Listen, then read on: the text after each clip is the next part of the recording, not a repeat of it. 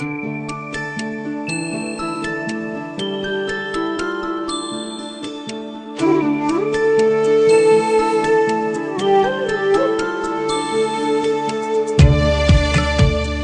les nombreuses épices que l'on cultive au Sri Lanka, on trouve la cannelle. C'est ici que l'on produit la meilleure qualité de cette écorce issue du cannelier.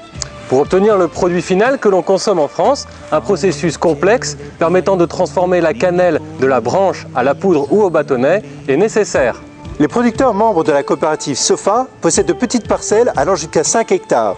Ils cultivent la cannelle depuis plusieurs générations. Les arbres sont maintenus à la taille d'arbustes et coupés lorsque l'on constate que l'écorce se détache facilement du corps de la branche. Une fois coupés, les canneliers repoussent sur la même souche, souvent centenaire.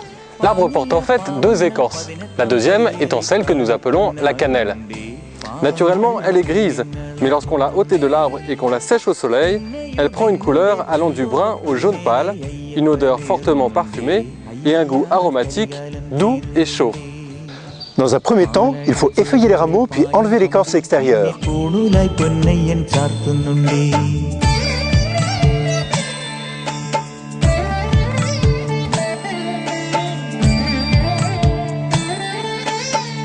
On incise ensuite la deuxième écorce que l'on détache de la branche en la fendant sur la longueur. En séchant, ces morceaux s'enroulent sur eux-mêmes, formant des bâtonnets friables.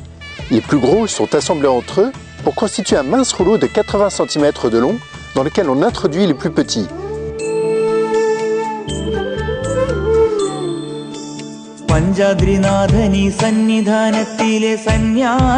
Pendant les quelques jours qui suivent cette opération, on roule et on fait sécher alternativement les bâtonnets pour leur donner leur forme et leur composition finale.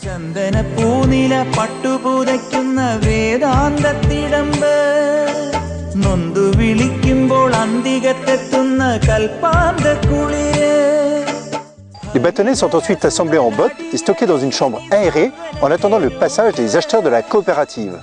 À l'usine, on va distinguer deux processus, l'un pour la production des bâtonnets et l'autre pour celui de la poudre.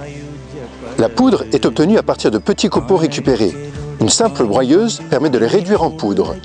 De leur côté, les bâtonnets sont coupés en petits morceaux de quelques centimètres selon la demande du client.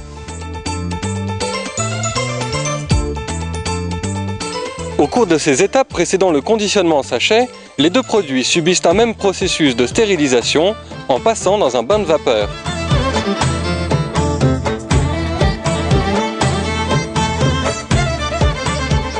Podier commercialise ensuite sa cannelle sous plusieurs formes, dans des sachets, dans des pots en verre ou bien comme élément d'une composition d'épices destinée à la préparation de plats comme le riz jaune.